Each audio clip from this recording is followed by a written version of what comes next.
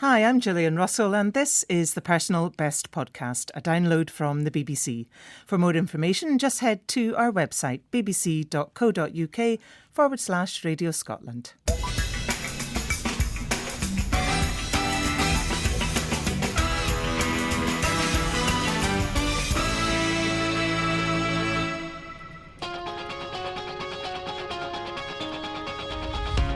It's roasting outside here in Inverness, a mini heatwave across Scotland. But will you be drinking enough water?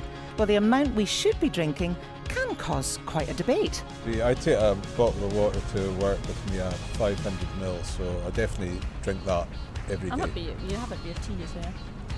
You have some water at tea time. Yeah, I have tea at tea time. No, you don't want. For your supper. Oh, right. Just a glass of water every night. Tumbler, I have one glass a day. Oh, well, Dr. Stuart Galloway, you're an expert in hydration, so you know all the facts. But be honest, how much water do you drink every day? When you say water, you mean only water. I probably drink maybe about 750 ml of water, but I do drink several other drinks that can contribute to your daily fluid needs. Okay, well, we'll find out more about what the real answer should be just a bit later from you. Neil Shah, triathlete and stress-busting guru. What about you?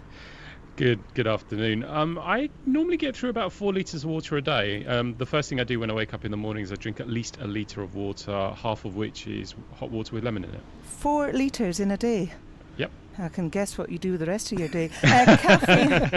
Caffeine lover and producer Dan Holland, how many glasses? Well, listening to Stuart and listening to Neil there, I'm suddenly trying to recalculate. He's now lying. and doing that thing when you go to the doctor and they ask how much alcohol do you drink, and you always reduce it down. I think, being honest, I probably drink about 1 litre to 1.5 litres of water in a day. Right, will that be enough? That is the big question. How much water should we be drinking? Get in touch if you think you know. Text us on 80295. Perhaps the bigger question is, does tea and coffee count? That's something I've always been dying to know.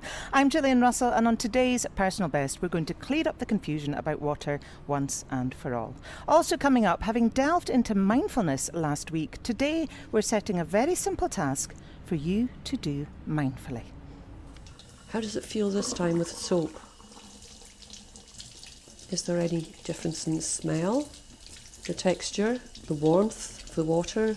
Just do it very, very carefully and not necessarily slowly, just normally, and see how it feels. You curious? Well, don't disappear. Now, in today's 24-hour social media-driven world, we're always in touch. But how much are we actually listening to each other? Neil Shah is from the Stress Management Society, and he says we have lost our natural ability to listen properly. Neil, that's a very bold statement. So how come we've lost the ability to do something that should come naturally to us? It's a great question. What you've got to bear in mind, in modern society, we have so much information being bombarded at us on a 24/7 basis, and the more information you're throwing at someone, the less than they can actually take in. And what happens is that you get confused and you get overwhelmed, and you're only taking in limited information. Also, we're getting used to being in a society where information is being reduced to 140 characters. We're looking at the short form communication, so kind of the subtle things that are happening in our environment, we tend to tune out of. Well, I mean, most of us probably think that we are listening, but maybe we're only half listening, like you're saying, or hearing rather than actually listening. So what's the difference? I was out for dinner a couple of weeks ago, and I was sat at a table with a friend, and we were having a conversation. And at the table next to us, there was a couple, and they were also having a conversation, but they were both looking at their phones whilst they were having that conversation. They weren't fully connecting with each other. Now, I'm sure you've had those experiences where you're with someone and you're completely and totally present. And you could be in a crowded restaurant or a busy environment, but in the moment that you're in that experience of deep connection, it's like nothing else and no one else matters, and the only thing you're focused on is what is happening there in front of you and what that person is expressing. It normally happens in a romantic setting, that you know someone that you deeply love, and it's like the world stops happening, it stops turning for a moment as you connect deeply with this person. I think I remember that, yeah. Well, in a highly unromantic kind of way, I've got a little challenge for all three of you. Stuart is listening to us. Yeah. This was something I saw on the internet the other day. All I want you to do, one word each of you, is complete this sentence. We've got 2 sentences. Complete this sentence for me. Gillian, you can go first. When I am listened to, I feel... When I'm listened to, I feel valued. Stuart. Well, valued was one I was thinking of. So possibly when I'm listening to, I feel, I suppose, important might be one. Okay, Neil. Loved. Okay, Oh, that's a good one. We're listening to you, Neil. And the opposite to this, Gillian first. When I'm not listened to, I feel... I feel like everyone's switched the radio off. No, I feel like I don't matter. Stuart. Yep, I would say something similar to that. As again, Neil. I'd just agree. Yeah. I'd say worthless is the word that comes to mind, but it's in a similar vein to the other responses. So, in a highly non-scientific kind of way, Neil, we've just highlighted the benefits of listening to each other properly, I suppose. And absolutely, I think there's tremendous value in giving someone the gift of your presence, of your time, and it doesn't take much other than switching off from all the other myriad distractions that we're likely to experience on a daily basis. And that's the way things have gone, though. And I kind of get what you're saying about, we're not really listening the way that we maybe used to because of the distractions. Stuart, we're going to be talking to you about hydration later in the programme. Now, there's an obvious link because hydration is about listening to your body. So how important is that kind of listening? I think it probably is an important point. Yeah. But when you say listening to your body, you're really just responding in a behavioural way to what your body needs. The same way as if you were hot or cold, you might take clothes off or put clothes on. So it's that tuning in, isn't it? Yeah, it is. It's just being aware of your requirements or your needs. Yeah. Well, I think probably all need to sort of think about that idea of tuning in.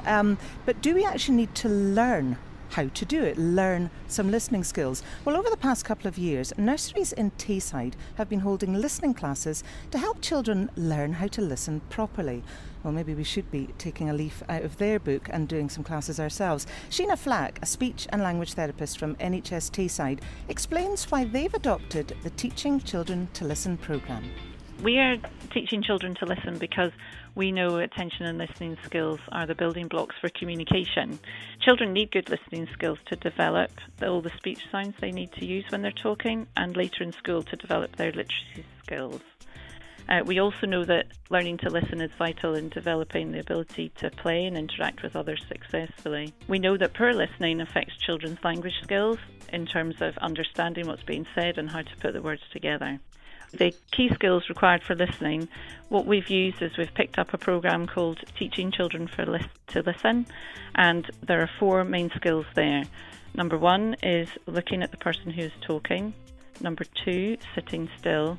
Number 3, staying quiet. And number 4, listening to all the words. One of the activities that we use for staying quiet is a game where I use an alarm clock with the alarm noise going off, and all the children are sitting in a group. One child is picked to be the person who's going to locate the alarm clock around the room. So they hide their eyes, I go hide the alarm clock. All the rest of the children have to stay really quiet while that person goes and finds the alarm clock with the noise going. They really enjoy that, just having to hunt for the noise around the room. Another one they really like is with bubbles. They have to sit still, and in the group I'm going to blow these bubbles and I'm going to use somebody's name, and they're the person who can pop the bubbles. And they're absolutely desperate for me to say their name because they love popping the bubbles, but they know they'll only get a turn to pop the bubbles if it's their name that they hear. So they stay really still, waiting for me to say their name. I think that sounds like great fun. I think we should do that in our office, Dan. Boss, if you're listening, can we get some bubbles, please? Neil, just picking up on what Sheena said there, 4 very basic skills needed to be a good listener. How much do you think we as adults should be trying to adopt those skills too? Yeah, very much so. When we come into the world, you are born with very powerful listening skills, and over time we start to, our own innate abilities to be able to absorb information around us with our different senses starts to diminish because, the pace of life and the distractions start to overtake us. And I think there was another powerful thing that came up from the comments there, is that listening doesn't just happen with your ears. We can use all of our different senses, particularly kinesthetically, to pick up information that's being presented auditorily. And that's why, I think, was it Dame Evelyn Kenny, she's the drummer that drummed at the Olympic opening ceremony. Evelyn Glennie, yes. Evelyn Glennie, that was it. And she's deaf. She hears by the vibrations of the drum. And when we really train the power of listening, you're doing it with more than just your ears, more than just the sounds that are being presented. Well, that leads us nicely on to that whole idea about whether we can train ourselves a bit more. And this whole sense of hearing but not really listening. Well, if I asked any of you to stop what you're doing, what can you hear? Apart from me droning on in the radio, are you really listening, or are the sounds behind you really just kind of wallpaper? Well, Dan took a walk down the street with our colleague Phil, who is visually impaired, to find out how he listens to the world around him. Out here, Dan, it's just a cacophony of sound. I mean, it's a big playground to me. Immediately behind me, I'm picking up on the subtle sound of the speaker coming from, must be a restaurant or a cafe. It's very easy to hear the big noises, such as the bus just across the street there that's stopping and the squeaking of its brakes. I like to tune into the much more subtle stuff. The person walking up behind me with the rustling of a bag, or somebody using a walking stick, or pulling a wee trolley. Can you hear the Pelican Crossing? Yep. These to me are now very obvious sounds. These are really loud sounds. But as I say, that guy walking up there with kind of stuff jangling from his pocket, might be keys or something dangling. These kind of small, subtle things are more interesting, because it makes me much more aware of my environment. People coming from my left here, chatting, sounding like maybe kind of middle-aged, maybe older people. I always try and tune into what they're saying. I think it's fascinating. I'm astonished. They had shoes on with rubber soles, and you heard them. Yeah. I think I use my ears like you would use your eyes, Dan. We've got a skateboarder behind us just flicking his board round. I also think the sound, we've got birds up above us just now.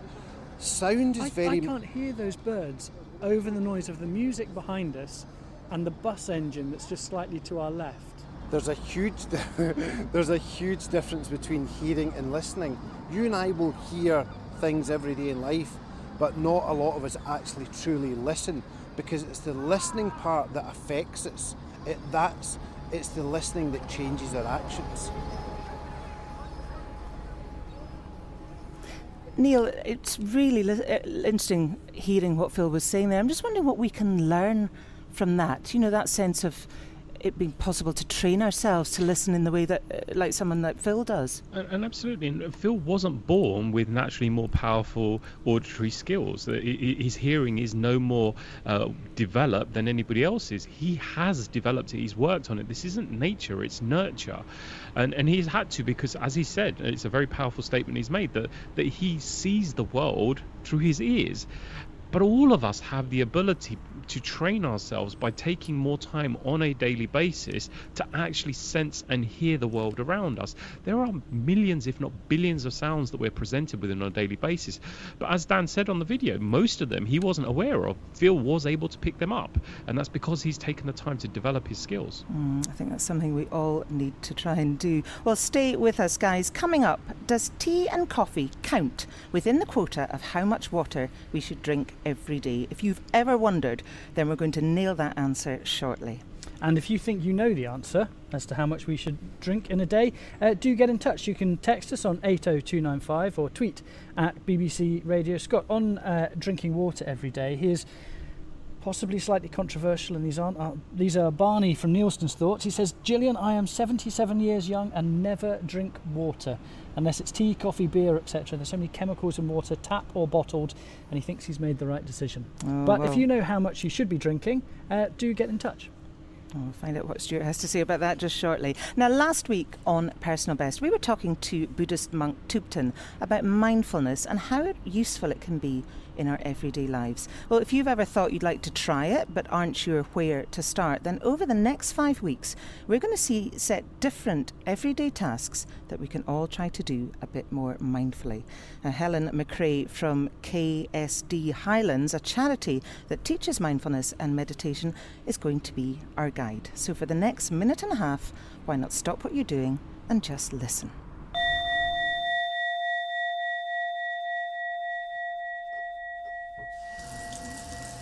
Why don't we try mindfulness with some sort of everyday task, the sort of thing that you just do, taking it for granted, you really don't think about. Washing your hands, for example. And do it slowly, just forget about the outside world. Just think about the water running, your hands, you're about to put your hands under the water. How's that going to feel? Imagining the water running on the sensation it causes on the different parts of your skin of your hands. Then maybe add some soap. And just be aware of all your senses now. How does it feel this time with soap? Is there any difference in the smell, the texture, the warmth of the water? Just do it very, very carefully and not necessarily slowly, just normally, and see how it feels. So now you're being really mindful about washing your hands. And how many times a day do we do that? So if you take a mindful moment or two, every time you wash your hands, you're doing it mindfully.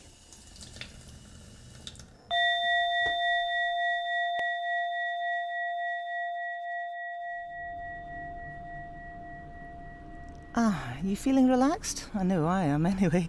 Well, we'll have another mindfulness task for you to try out next Monday on Personal Best. And if you want to find some little videos that go along with each of these tasks, then we are posting them on the BBC Radio Scotland Facebook page. Right now, you're listening to Personal Best on BBC Radio Scotland with me, Gillian Russell. Now, how much water have you drunk so far today? Now, it's quite hot across most of the country, so maybe it's more than normal. Well, I'm actually quite good at drinking water, but I'll admit to being confused about how much I should be drinking.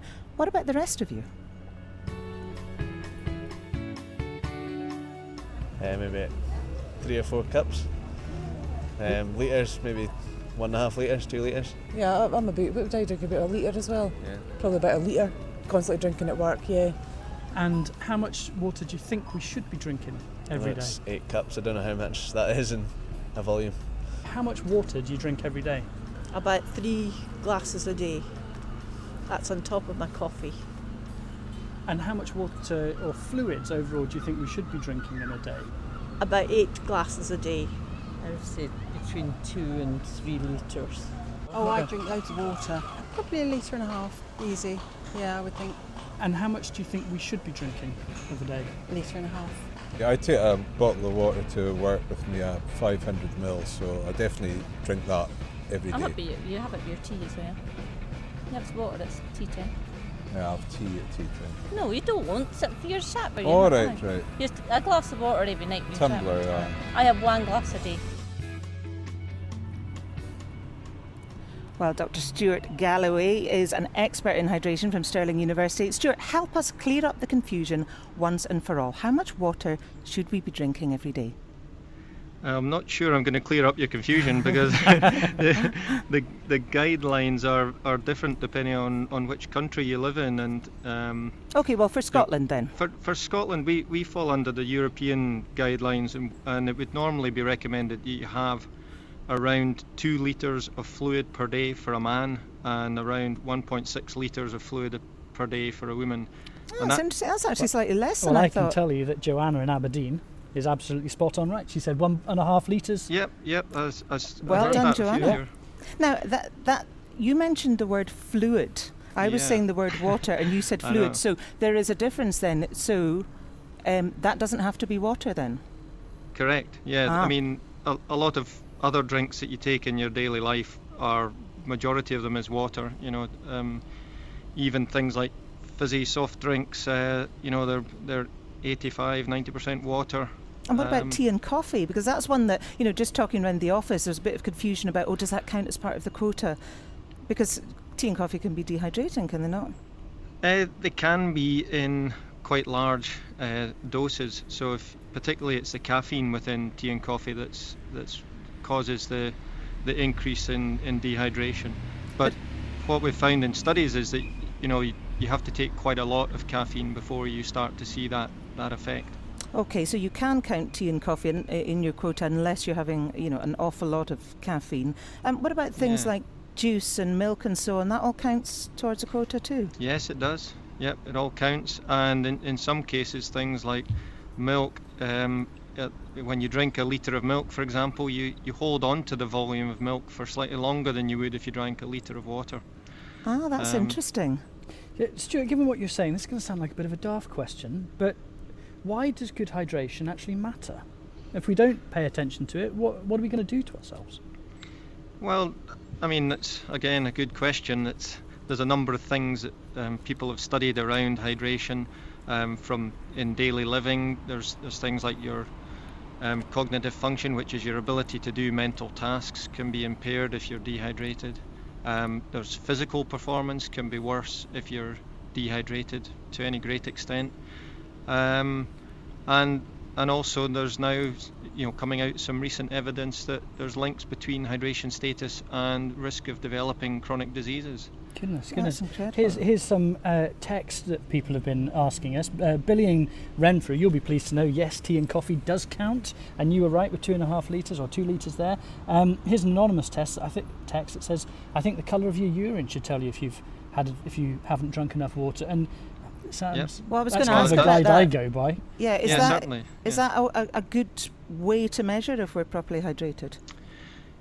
Urine colour's one way. I would probably encourage people to use more than one way, because urine colour can be influenced by certain things in your diet, or as you get older your kidneys can't concentrate the urine as much, so the urine doesn't seem as dark as it used to be when you were younger.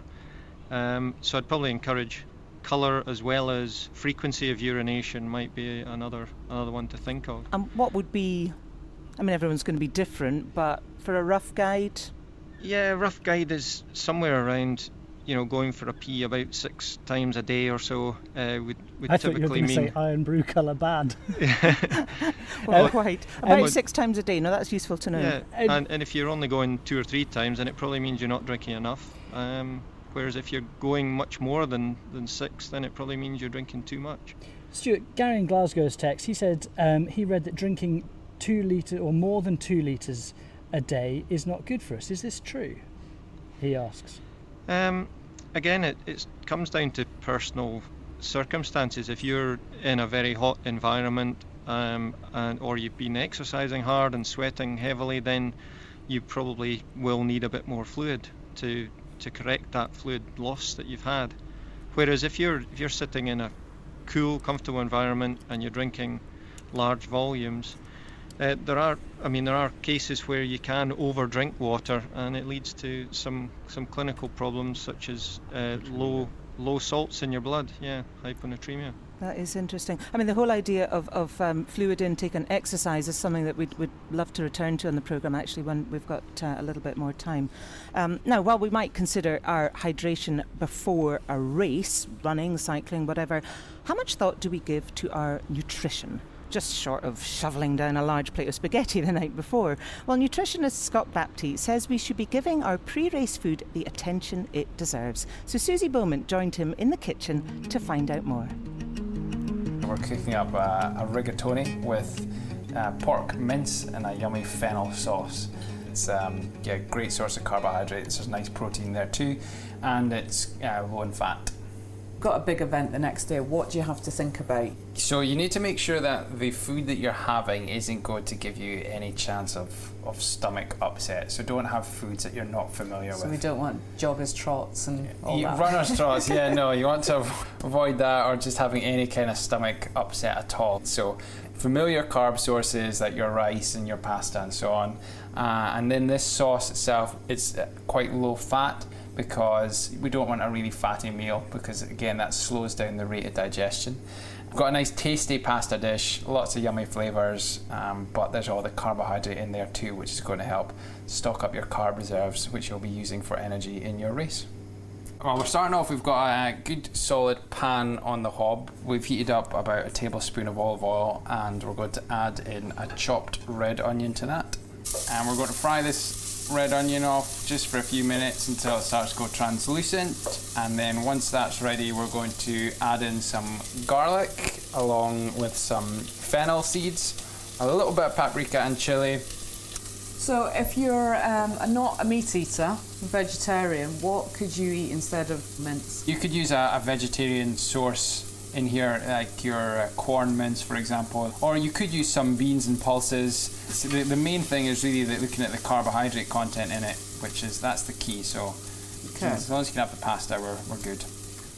We're looking at the idea of carb loading.